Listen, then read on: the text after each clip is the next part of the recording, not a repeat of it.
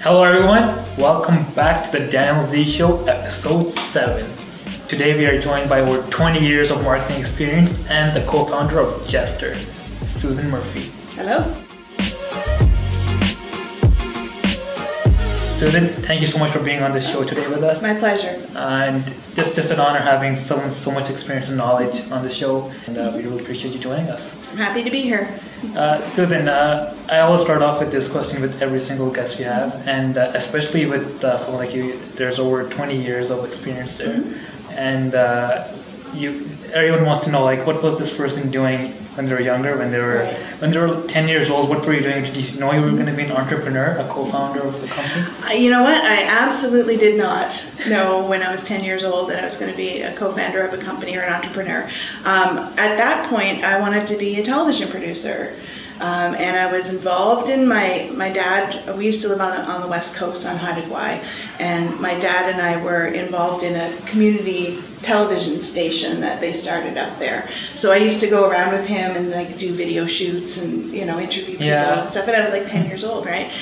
And so I knew at that point that I wanted to be a television producer. Get into video. Get into video, and that's what I ended up doing for almost, well, I suppose about 9 years. When did you start doing the video production? I became a television producer in 1990 after I graduated from TV broadcasting school at Loyalist College in Belleville, and I did that for 7 years.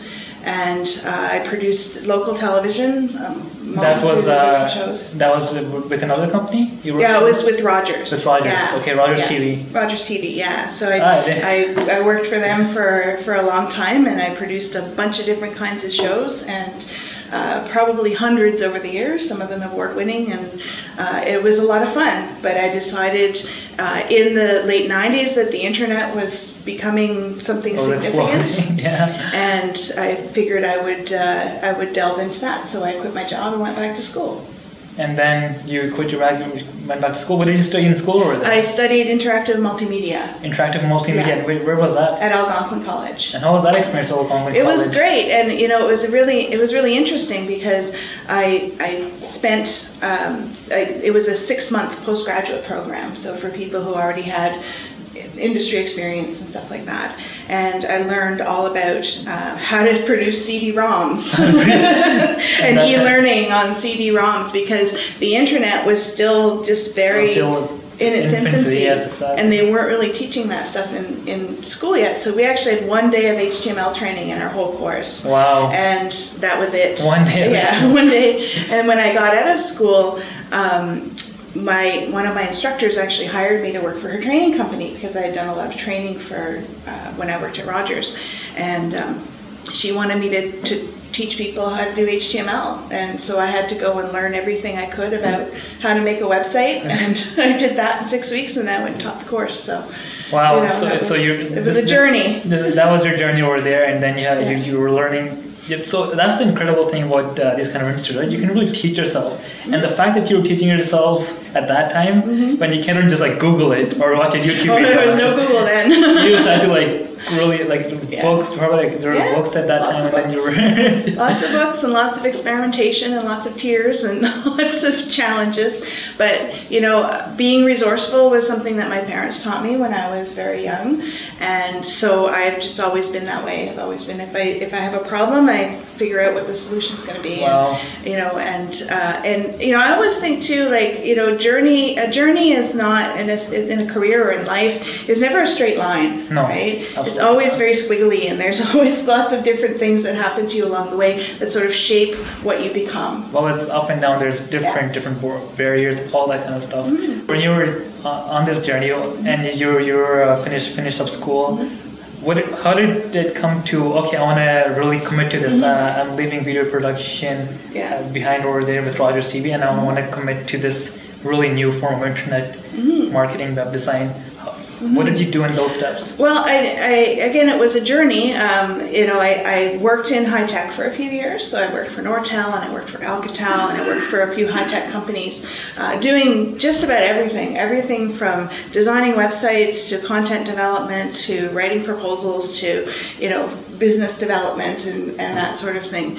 And that really gave me a great foundation, from school, which gave me one foundation, but then that experience over 5 or 6 years gave me a really good foundation. And in business and in learning, and I was working for smaller companies too sometimes, so it gave me a really good sense of what it's like to be an entrepreneur, what it's like to run a business. Just going back, before we get to Dester, I want to talk a little bit about what do you think about school when people go to school now from marketing, as opposed to some other people who just learn themselves.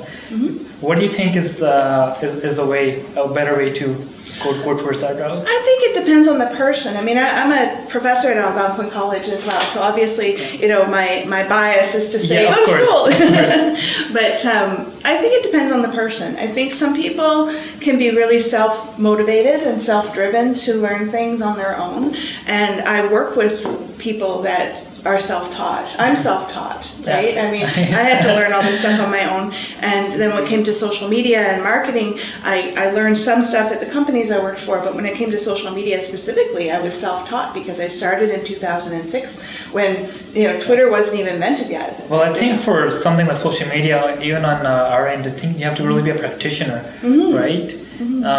Going to school for marketing, I think is really good to maybe learn the history, maybe learn the background and the process, but being able to I don't think there's anything that can compare to going on Facebook and making an ad. Yeah, right. Exactly. Having that practical experience, and that's why I love the college system, is because it gives you real hands-on practical experience that you can't get anywhere else. Really? Is it different than, say, university? I think it is. I mean, I never went to university. I went to college twice, so I can't really say because I don't have a university degree, but at the same time, from what I understand, and I get students or prospective students that write to me all the time and say, I'm taking a university course, but I'd really like to supplement it with something. So can I take a few of these courses? Because it's hands-on, right? Yep. It's putting you into that situation where you're having to make decisions and get experience and learn how to use the camera and learn how to tweet and learn how to do all this stuff in a practical way. And university, I guess, is more of a theory, the theoreticals. That's my understanding anyway. Yeah, no, that's really what I've seen on my end too. Moving on, how did Jester come? Jester was created over several bottles of wine. Really? Not all at the same time, but over a series of months. So my best friend, that I've known for 25 years, and I used to spend a lot of time together. She had young children, and her husband worked nights. So I used to go over to her place and hang out with her kids, and we would sit around and we would write television shows, because that's what we knew how to do. Yeah. She worked in television as well, and that's what we knew how to do. So we write television shows and pitch them to networks, and we never had a lot of success doing that. But all of a sudden, I had people coming along and saying, well, we know you have this video experience, but we also know that you have this web marketing digital marketing experience. So would you be willing to, take on development of a website or development of a marketing plan? And we were like, yeah, absolutely. These were people that I had worked with in previous jobs, and and Jen also had worked with in previous jobs, and the network was there. We built that network up sort of through our 30s and into our early 40s, and then we just decided one day, you know what, we could build some clients here. Have a marketing sort of agency. We could build a digital marketing agency that takes on, and what I think sets us apart from other agencies is that we do all of it, right? We'll do a marketing plan for you and a social media strategy, and we'll also shoot a video for you, and we'll also put together a website for you, and we'll manage your social media, and we'll do. You offer that. We offer a one-stop shop, all in-house. How do you do that? You have in Jester, it's all in-house. Everything's in-house. Wow. We have one full-time person that works with us, Tony, and he's amazing. He's our digital everything guy, he calls himself. I call him that too, because he can do all of it. He can do video, he can do website development, he can do graphics, he can do writing, you know. And having a person like that, I don't think it's invaluable. It's invaluable. Absolutely, absolutely invaluable. And then we bring in specialists when we need to. So we bring in, you know, I have a cinematographer, for example, that I work with, and I bring him in on special projects and that sort of thing. So we're a small company, but we like to keep it that way. We haven't, you know. Why not? Yeah, you know, exactly. Why not? We don't have as much overhead, so we can keep our prices really reasonable. Well, when you have that those partnerships, right, with really intelligent people, really amazing people who know their own, who are really focused on their own kind of brand, exactly. You get that passion, right? Exactly, exactly, and that's what we look for. Yeah. No, absolutely. I think you know, in mind, it's the way to go to really work with people, because at the same time you're collaborating and you're getting that person's network to see you. So yeah, absolutely. There is absolutely nothing better than that. You describe yourself as a storyteller. Yes. Right? So a storyteller, so for the brands watching that may not know what that means for their brand or how it can benefit, what would you say it means to them? Well, you know, I've always been a storyteller. Even when I was 10 years old and I was, you know, helping my dad produce telethons and things like that for our local community channel, you know, we were telling stories. We were telling the story of people who in our community who needed help with something, and we were telling their stories and that sort of thing. And then when I moved into TV broadcasting, you know, it was the same thing. I was a storyteller. And what I look at with the digital marketing side of things is that it's just a new way of telling stories.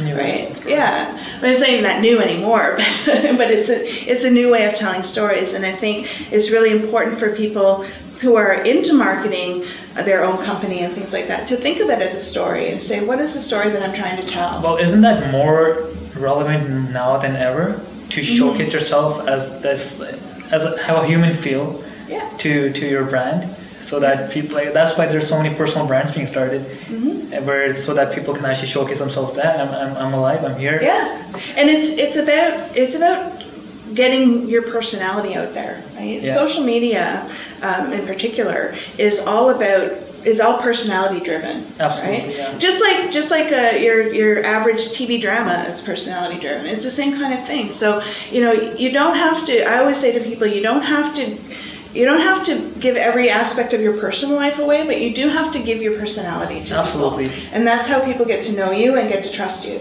And I think a lot of people kind of make mistakes on that end, even a lot of marketing companies where they don't believe in certain social media advertising just because they go for the sell instead of the value. And now I think the best ads you can make are something that gives you value, a story. Absolutely. And, something that tells you that, hey, this person is providing a value. So yeah, I absolutely agree. And on your end, do you think a lot of people can really improve on giving value instead of just telling people to buy my stuff? Yeah, I think there's a lot of room for improvement, and I do a lot of corporate training as well with government and other types of nonprofit organizations and corporations and things like that. And one of the things that I teach them is about finding the stories in your organization, right? So whether your organization is just you or whether you work in a huge company, there's always stories to tell. And how do you draw those stories out and make them relevant to your audience, right? Yeah. And then how do you tie that back into what you're selling? Right, so what you're selling almost becomes secondary. It's a little bit counterintuitive because you have to go out and have this personality and be providing information and being helpful to people before you can sales pitch them. You have to be genuine too. Yeah, absolutely. You have to genuinely want to help people. A lot of people, they even if someone doesn't want to go into a personal brand, they shouldn't force themselves into it. They should find another way to give their followers some sort of value. Absolutely. And I think having that kind of edge nowadays, there's nothing like it. Absolutely. It's never been a better time to do it. A little bit of a segue here too, but I'm always been really interested, especially in the past year, into voice technologies. Yeah. So is your company, or what do you personally think of Alexa and Google Home. Yeah. Technology is really emerging. Well, I've asked Santa for one of those, but no, I think that it's really compelling because it changes as soon as you change the user experience, you kind of open up this vault of possibilities. Absolutely. Right? And so it's no longer I have to go and I have to click on a million things to get what I want. All I need to say is, Alexa, order me some more paper towels, and then paper towels show up at my door. I mean, I think my grandparents, who've all passed on now, but they weren't around for this whole internet thing. And I always think when I see technology like that, I always think of my grandfather who loved gadgets, and he would his mind would be blown if he could ask a computer for paper towels and it would show up at his door. Next day. But I think, I think it's changing the user experience. I think we're entering a bit of a Star Trek era where we talk to a computer and it responds to us and does things for us. I think it's early days for that kind of technology still, because it's a bit limited. Not everybody has a smart home that they can control all their heating and lighting and everything through Alexa, but it's coming. But having I think even just having that the little unit they made, just having that in your house, it's incredible. I was watching Gary Vaynerchuk's channel. I watched him a lot of. I love Gary. Yeah, a lot of my work comes out of there, and I was looking at him just ordering I think it was toothpaste on that episode. He just ordering it, and it responded right away, and it's ordered. I didn't know it was that far ahead. It was incredible to see how far it's come along. It's pretty cool. It's pretty cool, and I know that Gary talks a lot about this kind of technology too. And Gary, I'll give you an interesting story about Gary.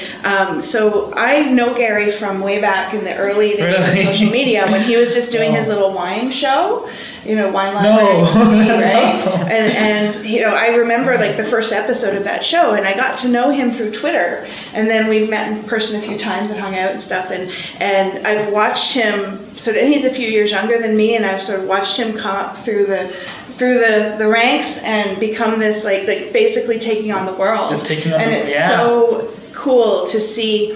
He is just such a prime example of how building a personal brand can help you build an empire. Like it actually works. It actually, and he did it like over the past at least year. I'd say it's blown up to a point where so much of his work that has come to VaynerMedia is just leaking through his personal brand. Right? Absolutely, and that's how he built his wine business from $1 million a year to $60 million a year. Was just by going online and talking about wine in a way that people hadn't talked about it before. That's such an incredible story. It is a really incredible story, and I like to tell it because the other thing about Gary is that he's just a real genuine person. And what you see online is exactly what you see in person. And that's a really valuable lesson that I think we can all take, is that you have to be true to yourself. Right? And so if you're the kind of person that drops F-bombs all the time, then be that personality. Be that person, because you'll find an audience there, right? And if you're not that kind of person, don't try to do that, right? Because it won't be genuine, it won't be realistic. I think he has a lot of lessons. His story has a lot of lessons for all of us. And even on top of that, all the content he makes, the value he gives, I think like it's just insane. It is insane. I don't know how many hours he has in his day, but but it's like more than 24, I think. Possibly I sleep too much. I'm not sure. That's really cool. Wow. No, I just even on my I had I called up his Ask Gary V show. They actually called me. I was so excited. That's awesome. And and just hearing the value he gives, just so cool. So talking about trends and really cool people, what do you think is the next or the next 5 years? What do you think are the top sort of thing that people should pay attention to? I think you're bang on with the voice technology. I think that's only going to grow. I know that, I use Siri all the time, and not everybody does, but I'm one of those people that I use Siri for everything. I have it on my watch, and I just talk to it, because it gives me answers that I need. I think wearables is going to be you know, a big. It's already a big thing, but I think it's going to get bigger. So smartwatches stuff. Yeah, I think, you know, even as, you know, as the baby boomers get older and stuff like that, we're seeing people with more of an emphasis and more of a focus on health and wellness, and these tools help you with that. Even on talking about health, I just wanted to also touch on mental health. I think that's also a really big topic right now, or it's going to only grow in over the next 5 years, especially within the entrepreneurship scope. Right? People even seeing the big influencers saying that being an entrepreneur doesn't have to be the thing you have to do. It's really bad for your mental health. It can be, like if you're not really cut out for it, it's not something that you should do. You can be the best designer in the world working at a really nice company. Yeah. So I think that's also something that I've been really wanted to touch on. Just the whole. Well, you know, I have personal experience with mental health, and I have professional experience with mental health. I used to work on a comedy festival that was in support of mental health initiatives in Ottawa, and we worked very closely with the Royal and places like that. And you know, I think it's vitally important. I think it's something that needs to be taught in school. I think it's something that needs to be taught in public school and high school, but also in the college system. You know, to say because it can be, you know, especially in the marketing field, I find, or in the digital field, I find it moves so fast. Yeah. And there's so much that you can learn and so much that you can do that it can be trying on your mental health. It can be, and especially if you're predisposed to anxiety or depression or things like that. So much change can really. That much change in that short amount of time can really throw somebody off. Yeah, right? and you'd really like to have that change. So I think teaching people coping mechanisms like mindfulness and those kinds of things is really, really important, because I know as I've gone through my journey as an entrepreneur over the past 15 years, I've had good times, I've had really bad times, I've had times when I could cope, I had times when I couldn't cope, and learning to sort of be mindful and treat my work in a mindful way, and make that separation between my downtime and my uptime, all of that is really important, because the tendency with computers is to sit there all day long or all night long and just be on the computer all the time. And look at the updates, look at the Facebook updates, the Instagram updates, see what's changed. That's not healthy. Like, you got to get out and go for a walk once in a while, you know? No, and a lot of times you can't do that. Yeah. For our Instagram, I always ask, hey guys, we're going to have a really cool person on the show. What would you like to ask?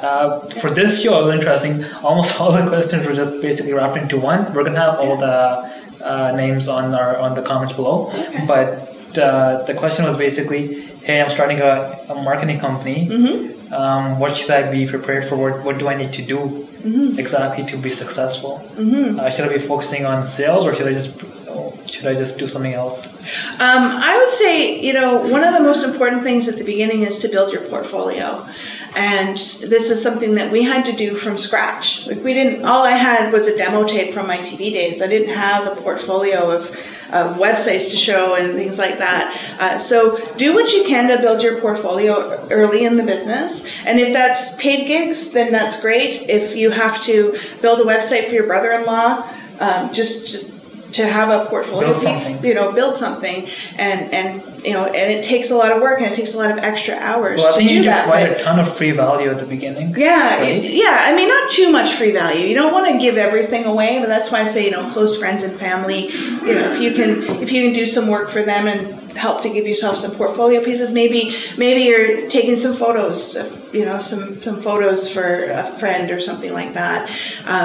You know, that kind of stuff can be really helpful. But I also think you'd have to be really, really persistent. You're going to get a lot of no's at the beginning. Absolutely, yes. And it's a hard pill to swallow. Is, you know, learning to accept a no it's still to this day, like if I lose a contract, I'm disappointed, right? But I don't dwell on it. You can't dwell on it. You have to say, okay, what am I going to, who am I going to sell to next week? And so just keep that persistence, because it takes a lot of persistence to, you know, not everybody realizes that there are no overnight successes, right? It appears on the surface that somebody like Gary Vee he just all of a sudden he was like, this big But famous no, you got guy. to first watch 1,000 videos Right. on Wine Library 1,000 TV. Wine Library TV episodes, and the first 100 nobody watched. Right? So except like his mom. So I started a blog in 2006 and nobody read it except my mom, and then after I persisted and I wrote content every day, all of a sudden I had a few thousand people in my audience. So it takes a lot of persistence, and you just got to persist. Absolutely. Even on my end, I think the person starting a marketing company, all the people that applied, I think you really need to focus on that digital. You have to really focus on making a ton of content. A lot of people just think, hey, I have a website now, I'm ready. But they don't realize that they have to provide a lot of value these days. That's right. And focusing on the three major players in social media: Facebook, Instagram, and Snapchat. I think it's incredibly detrimental to your business. It depends on. Of course, it depends on your audience too, right? Snapchat isn't for everybody, but it's for a lot of people. It is for a lot of people in sort of a certain generation are really all about things like Snapchat, and Instagram and things like that. So you have to figure out what are the creative ways that I can use these platforms to get my message target your audience. Yeah, absolutely. Even aside from the digital marketing side, aside from the social media side, people don't realize that digital marketing is more than just social media. It's your how you optimize your search engine. It's so many things. Your keywords, backlinks, and your blogs, your articles, and just the overall value and vision you provide. Yeah, exactly. And there's lots of resources out there to help you learn that stuff. Right? Absolutely. And that's the great thing. I mean, you can take courses, but you can also just Google is your friend. Google, YouTube. And YouTube is your friend, and you can learn so much just by doing some research, spending some time. Absolutely. Yeah. Thank you so much for being on the show. That was my pleasure. I really do appreciate it. Thanks guys for watching. This was episode 7. We'll be back soon next week with some more guests, some more talks, and a lot more cool knowledge. Alright guys, take care. Bye. Bye.